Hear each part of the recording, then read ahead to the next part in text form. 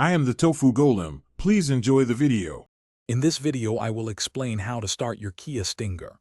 First, locate the smart key slot, usually found in the center console or dashboard.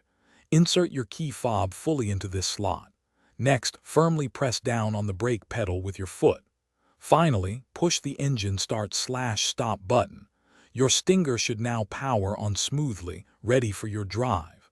This method is for standard operation.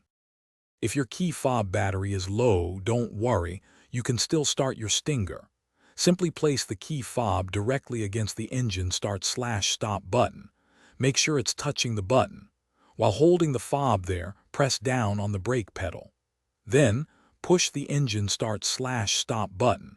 This allows the car to detect the fob's signal even with a weak battery. Should your key fob completely fail, you can still access your Stinger using the hidden manual key. Slide the small release button on your fob to extract the physical key. Insert this key into the driver's side door lock cylinder. Turn the key to unlock the door manually. Once inside, you can then use the low battery starting method to get your engine running. For a smooth start every time, always ensure your Stinger's transmission is securely in park or neutral. Also, avoid pressing the accelerator pedal while attempting to start the engine, as this can interfere with the starting sequence.